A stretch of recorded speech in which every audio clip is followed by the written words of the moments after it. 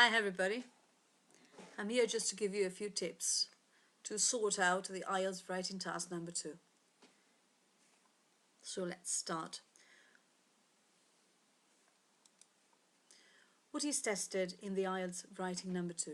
First of all, the task response, that is the content, the ability to respond to the topic given by giving and justifying an opinion, by discussing the topic, by outlining problems and identifying possible solutions, and by supporting what you write with reason, with examples from your own experience and from your own knowledge. As far as language is concerned, what is being tested is the lexical resource, the wide range of vocabulary and linking words, collocations and synonyms, the accuracy in the lexical resource, the grammatical range especially of the complex structuring like conditionals, use of modality and accuracy, and fourth of all, the coherence and cohesion, that is the way in which you organize your content. Basically, is the paragraphing. We've been dealing with lots of language that you may need when you write a writing task number 2. That is the language to express purpose, the language to express contrast, the language to express concession. Some more language you may need is the language to state an opinion or to introduce views, especially to make your view not particularly your view, but to make it more impersonal and more general. These are a set of language you may need when you state an opinion. For example, it is often assumed, it is often thought, it is often claimed, it is widely believed, it is, as far as I'm concerned, it is also true. Tend to use the I and we just when you are expressing your opinion. When you are developing your reason and your arguments, try to be as impersonal as possible. That is, try to use the passive or impersonal structures like this. When you state your opinion, you may support, you may emphasize your view, your attitude and your feelings by using the adverbs. The adverbs are very important both in the writing number 1 and the writing number 2. These are a set of adverbs. These are sets of adverbs that you may find useful when you write a writing number 2, just to give different shades to your view, to your attitude, the attitude that you are expressing in the writing. Other important structures to reinforce your opinion or to emphasize your views and attitudes are the ways to express emphasis. That are ways we have been dealing with last year. We dealt with last year in the 4th year, and that here I'm going to just to review them all, just to review.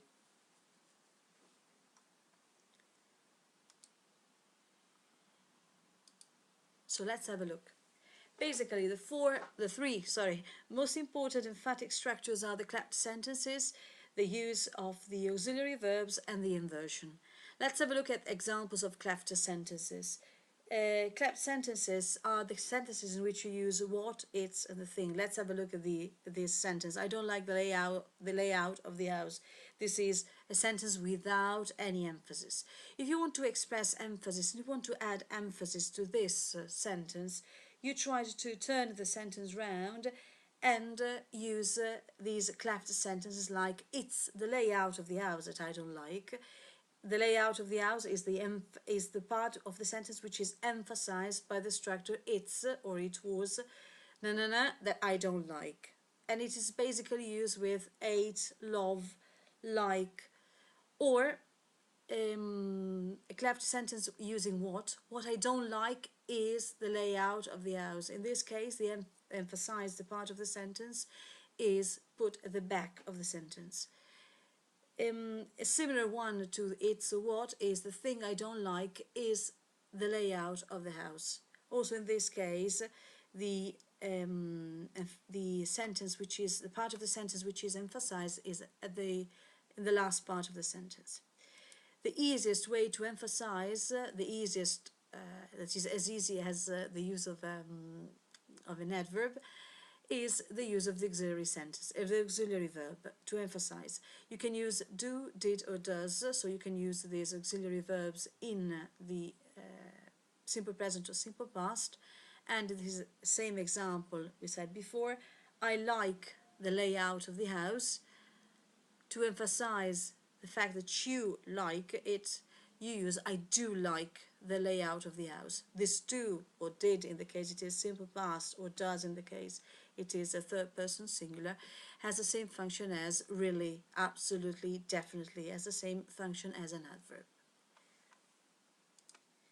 I feel that one of the most useful ways to emphasize a sentence, to emphasize a part of a sentence, is the use of the inversion after the negative adverbials.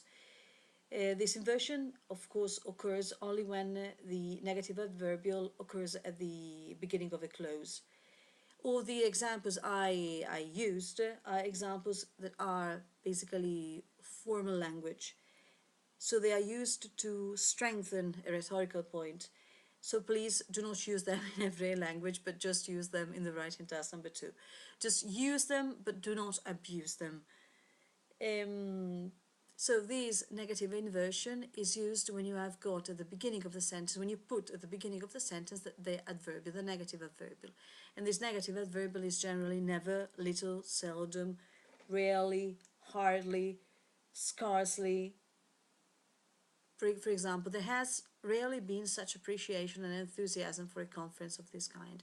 This is a sentence with no emphasis. If you want to stress that rarely, the negative adverbial, you put it at the beginning of the sentence and you invert the auxiliary with the subject. Rarely has there been such appreciation and enthusiasm for a conference of this kind. This inversion with the negative adverbial can also be used, and is quite common also in Italian, when you have got not only. Such activities were not only legal, but they were also common practice. Not only were such activities legal, but they were also common practice. Not only were such activities legal, so you've got the inversion of activities, which is the subject, and were, which is the verb, and the position, the first position of the sentence, the very start of the sentence, we have got not only. Not only is generally paired with but also.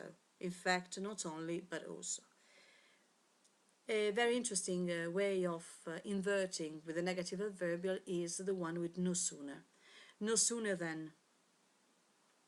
No sooner had I reached the door that I realized it was locked. Very interesting, but also very difficult to remember, is the one with only. This can be used when only combines with other times expressions, like only if, only when, only then, only later, and in this case only after. And this is generally used with the simple past. Pay attention to this structure, which is quite nice. Only after posting the letter did I remember that I had forgotten to put on a stamp. Only after posting the letter is the first clause, which is introduced by only after. Remember, you can use it with only when, only if, only then. So the clause goes at the beginning, the secondary clause goes at the beginning of the sentence, with the first position which is taken by only after, and the inversion takes place with the use of the auxiliary, because this is a simple past. Did I remember? Did I remember that I had forgotten to put on a stamp? An inversion which is similar to the one we have just seen is the inversion with the phrases containing not. These include under no circumstances, on no account, at no time, in no way, on no condition, not until. And this inversion takes place very similarly to the one that we have just seen. Not until the war was over. The secondary clause goes at the beginning of the sentence, introduced by not until. Then we have the inversion. Did the complete truth about the event emerge? With the inversion that is not an actual inversion, but is like the example with only after, with the simple past and the adding of the auxiliary did.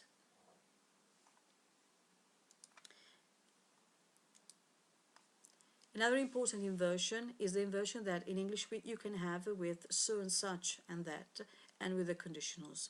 The inversion with the conditional is a very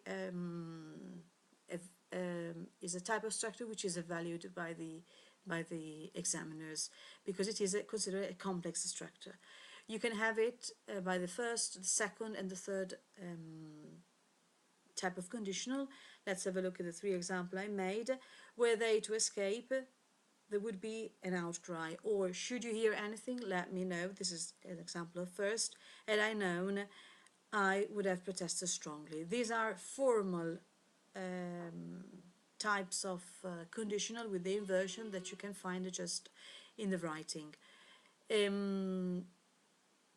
You erase the if in the if clause, and you invert, and you carry out the inversion between the auxiliary and the subject. Or in the first case, where they're to escape, you invert the verb to be and the subject.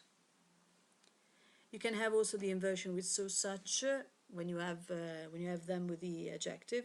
This occurs with so and adjective, when especially the main verb is to be. I just wrote 2 examples. So devastating were the floods. So devastating goes in the first position, where the floods, you find the inversion between the verb to be and the subject, that some areas may never recover, or such was the force of the storm that trees were uprooted. Writing task number 2 should be at least 250 words and is basically an essay. There are 4 types of essay. There are essay in which you contrast the viewpoints, essay in which you express a theory and you describe the impact, the negative and positive impact of an event. There can be essay in which you evaluate both opinions and you introduce your own opinion, and essay in which you're asked to solve a problem by introducing measures or solutions to a situation. It should take you 40 minutes. You should write it in 30 minutes at least, and you should take 10 minutes to review and double check the language.